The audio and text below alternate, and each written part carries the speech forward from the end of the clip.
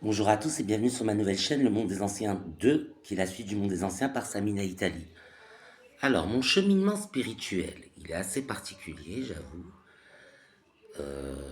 Je suis né d'une mère berbère marocaine et d'un père franco-américain. Ma mère aussi avait des origines françaises, mais bon, ça, on s'en fout. Euh, donc, j'ai été élevé par ma mère principalement. Mes parents se sont séparés à ma naissance.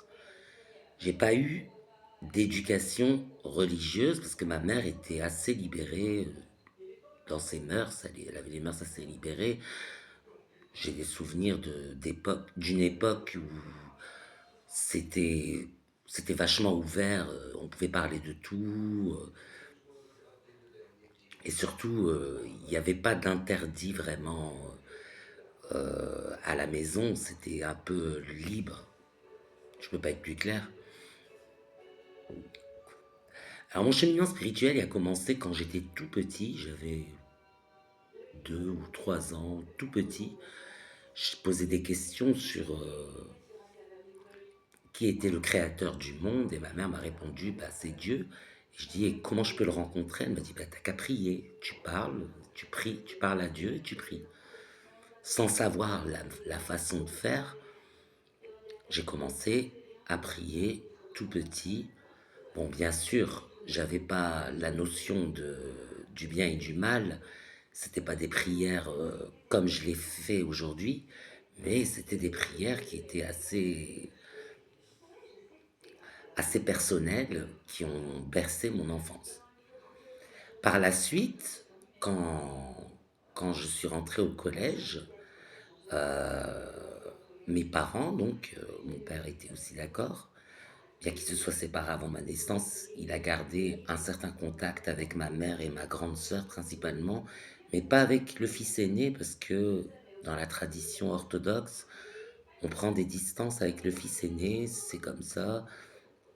J'ai pas eu beaucoup de contacts, mais il avait un œil bienveillant sur moi.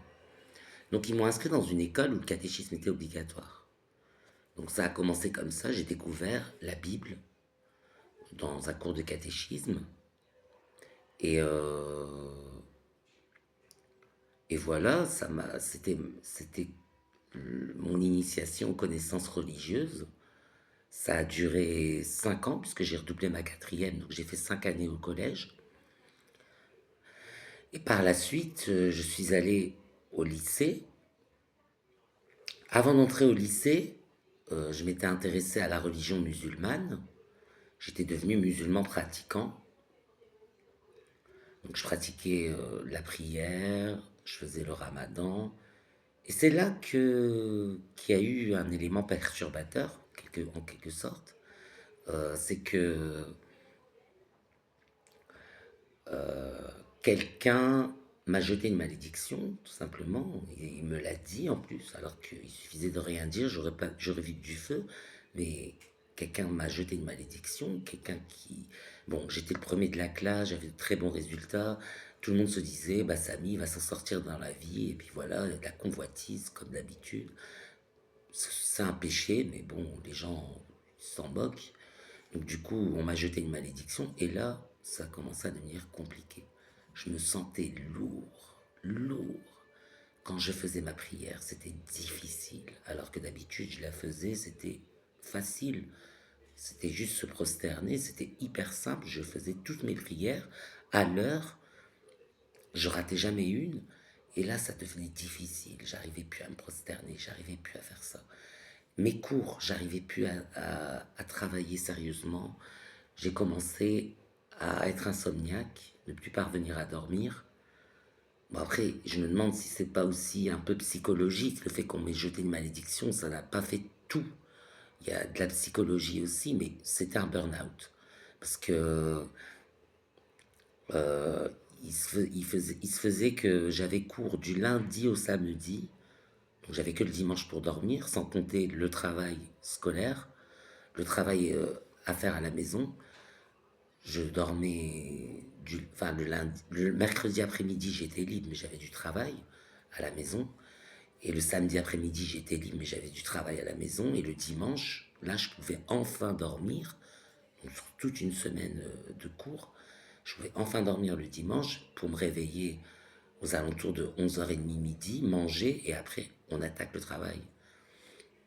J'ai pas suivi, j'ai fait un burn-out. Donc j'ai commencé à devenir insomniaque et ça n'allait plus. Et au lycée, j'arrivais pas à suivre la cadence, ça n'allait pas.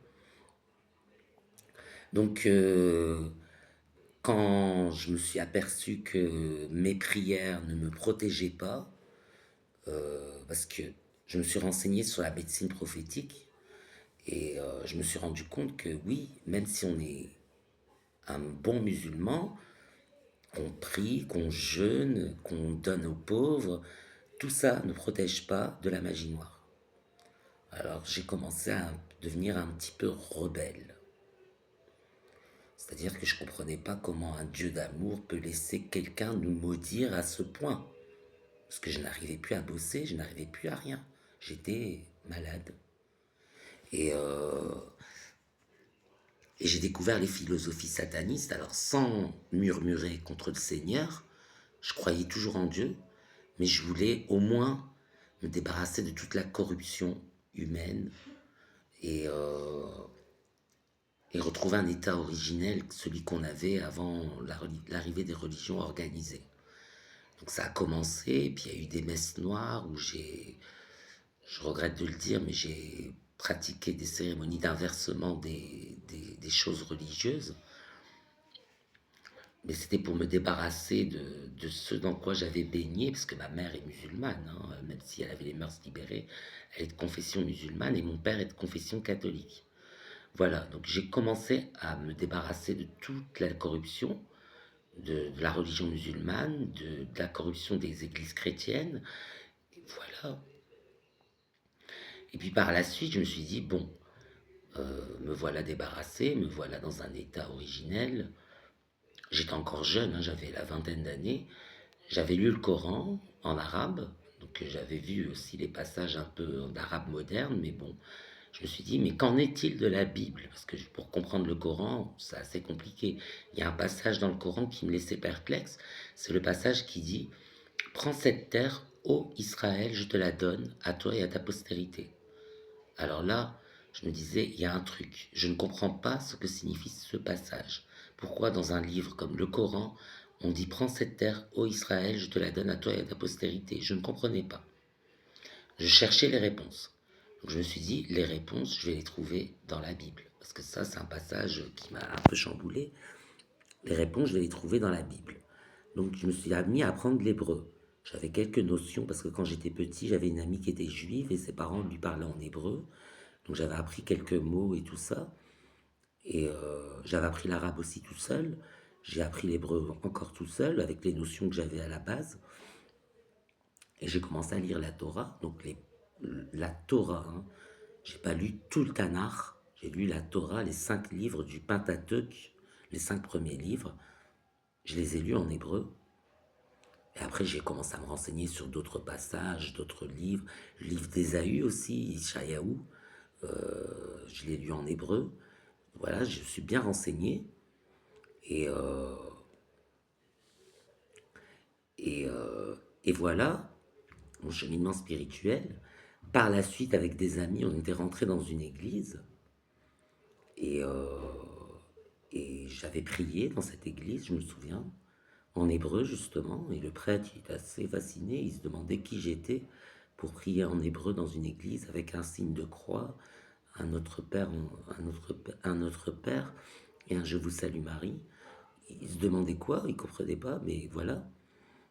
Et je suis sorti de cette église. Alors, ça m'avait fait bizarre, mais par la suite, j'ai rencontré des missionnaires de l'église de Jésus-Christ des Saints des Derniers Jours, et ils m'ont donné un livre de Mormon, et ils m'ont demandé, enfin ils m'ont dit que si je voulais savoir s'il était vrai, il fallait prier.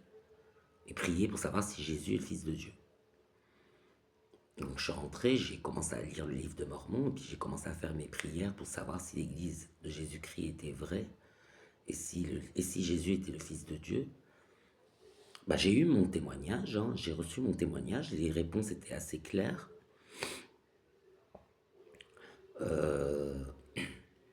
Donc, je lisais dans les Écritures du livre de Mormon que si je voulais garder avec moi l'Esprit, le Saint-Esprit, il fallait que je me fasse baptiser. Sinon, j'aurais pas gardé le Saint-Esprit. Mais là, j'avais toute la connaissance et je commençais à comprendre ce que signifiait le mot Israël sans réel enseignement. J'ai commencé à comprendre et je commençais à me dire que, que si je me faisais baptiser, je serais pardonné de mes péchés et surtout, Jésus-Christ s'occuperait de mes problèmes d'amour. Parce que c'est ça qui me posait le plus problème. Je ne trouvais pas chaussure à mon pied, même si j'avais déjà quelqu'un dans ma vie, on était perdu de vue, et j'imaginais que le baptême me rapprocherait de cette personne. Alors je me suis fait baptiser, puis j'ai reçu l'enseignement, et enfin j'ai compris ce passage du Coran, quand il dit « Prends cette terre, ô Israël, je te la donne à toi et à ta postérité ». Israël, ce sont les chrétiens baptisés. Pas les chrétiens seulement de foi, les chrétiens baptisés. Baptisés dans l'église de Jésus-Christ des saints des derniers jours. Donc autrement dit, nous, les saints. Donc de toute façon, que ce soit les saints ou les gentils, on peut le dire aujourd'hui quand on le voit, il y a de plus en plus de baptêmes en France, mais même le monde appartient aux chrétiens. Les juifs ont un tout petit pays, les musulmans ont beaucoup de pays, mais ils sont dominés par les États-Unis, l'Europe, même s'ils ont de l'argent et qu'ils s'en sortent, ils sont dominés par ce modèle occidental. Et même en Asie, en Chine et en Inde et tout ça, il y a beaucoup de chrétiens, il y en a de plus en plus.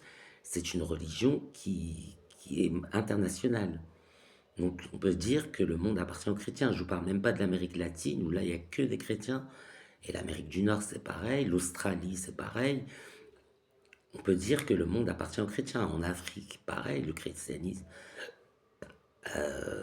est dominé dans pas mal de pays. Donc voilà. Donc je comprenais beaucoup mieux ce passage. Et, euh, et par contre, là où je mets un bémol à tout ce cheminement spirituel, c'est que même si je suis dans l'église de Jésus-Christ, je ne suis pas aveugle. Je ne suis pas aveugle, c'est-à-dire que la corruption, je la vois. D'ailleurs, dans les Écritures, c'est bien écrit dans la Bible, comme dans le livre de Mormon, que ceux qui nous guident nous égarent. Ceux qui nous guident, c'est les Lévites, parce que c'est eux qui ont été choisis pour gérer la brebis du Seigneur. Donc, c'est eux qui ont été choisis pour enseigner. Ils nous égarent. Et, et, et aussi, autre chose, le prophète de l'Église de Jésus-Christ des Saints des Derniers Jours, c'est un Américain, il s'appelle Nelson. Lui, il lit la Bible en anglais. Alors la Bible, elle n'a jamais été écrite en anglais. S'il voyait les passages en hébreu moderne, en arabe moderne, concernant la spiritualité, les sciences occultes, tels qu'ils ont été écrits dans la Bible, et tels qu'on les lit dans le monde entier, sans savoir que on a ajouté des termes, on a ajouté des mots, que ça faisait pas partie de la Bible à la base, que ça faisait pas partie du Coran à la base. S'il le voyait, peut-être qu'il aurait une interprétation différente, mais il le voit pas, il le lit en anglais, donc il voit pas la différence. Voilà. Et ça, c'est une défaite pour moi de l'Église de Jésus-Christ. C'est que normalement, on devrait lire les textes dans leur langue originelle. Les missionnaires sont capables d'apprendre le français pour venir en France faire la mission. On peut tout à fait apprendre l'hébreu et le grec ancien pour lire la Bible. C'est pas impossible. Donc c'est dommage, c'est dommage. Mais je suis trop orthodoxe pour cette église que j'ai quittée finalement parce que j'ai toujours la foi en Jésus-Christ, mais j'ai quitté cette église. Mais j'aime bien la vision de l'église justement sur Jésus-Christ. En fait, dans l'église, Jésus-Christ, avant son incarnation sur terre, donc il existait déjà. En fait, Dieu a créé Jésus-Christ et lui a demandé de créer le monde. Donc, il s'appelait Jéhovah à l'époque, avant d'être son incarnation sur terre, on l'appelait Jéhovah. Donc il a demandé à Jéhovah de créer le monde, il a créé le monde, et les hommes, du coup, les êtres humains étaient au royaume des cieux avec Dieu le Père et Dieu le Fils. Et il a dit aux hommes, vous allez venir sur terre pour tel plan de salut. On a crié de joie parce qu'on allait venir sur terre. On pouvait refuser, ceux qui ont refusé, bah, ils sont au royaume des cieux. Mais ceux qui ont accepté sont venus sur terre. Et par la suite, Jésus est né d'une mère vierge, bien sûr, parce que Marie était bien vierge. Son père, donc c'est le Saint-Esprit, mais il s'est matérialisé pour donner naissance à Jésus-Christ. Mais Jésus-Christ, c'est son incarnation sur terre. Mais il existait déjà avant la création du monde, puisque c'est lui qui a créé le monde. Donc du coup, je préfère cette vision-là, parce que c'est possible à Dieu de créer un Dieu, même s'il n'est pas possible à Dieu d'engendrer, il est possible à lui de créer un Dieu qui s'incarne, c'est tout à fait possible, et ça ne contredit pas le Coran. Donc du coup, je crois toujours au Coran, tous les passages me plaisent. Bon, et j'avoue, la version musulmane des choses ne me plaît pas, parce que les musulmans disent que les chrétiens et les juifs ont falsifié la tradition et que le Coran est là pour rétablir la tradition. Ce serait bien s'il n'y avait qu'une seule version du Coran, mais il n'y en a pas qu'une. Donc ça a été falsifié aussi bien que la Bible. Le Coran, c'est comme ça. C'est malheureux, mais c'est comme ça. Mais dans ma foi, on pardonne à Dieu les imperfections qu'il y a dans les Écritures et en échange, il nous pardonne à nous nos imperfections. C'est comme ça que je le vois. C'est comme ça que c'est enseigné dans mon église. Et aujourd'hui, je suis très croyant. Mais par contre, je n'hésite pas à utiliser des outils comme la magie pour, pour contrôler mon macrocosme, mon microcosme, pardon, mon microcosme, mon univers à moi, j'en suis le maître. Et le macrocosme, le grand univers, c'est Dieu qui en est le maître. C'est ce que représente l'étoile de David, en fait. C'est microcosme et macrocosme insérés. Et voilà pour mon cheminement spirituel. Et aujourd'hui, avec toutes les connaissances que j'ai, je peux dire qu'on a tout ce qu'il faut pour être heureux, qu'on a tout ce qu'il faut pour contrôler notre vie. Et tout nous a été donné. Bien sûr, il y a des fois des périodes difficiles, tout le monde les traverse, mais il faut garder espoir et ne jamais cesser de prier, de jeûner, de louer le Seigneur dans des cantiques, des chansons qui parlent de Dieu. Il ne faut jamais cesser de se réunir pour parler de Dieu. Il faut toujours garder la foi.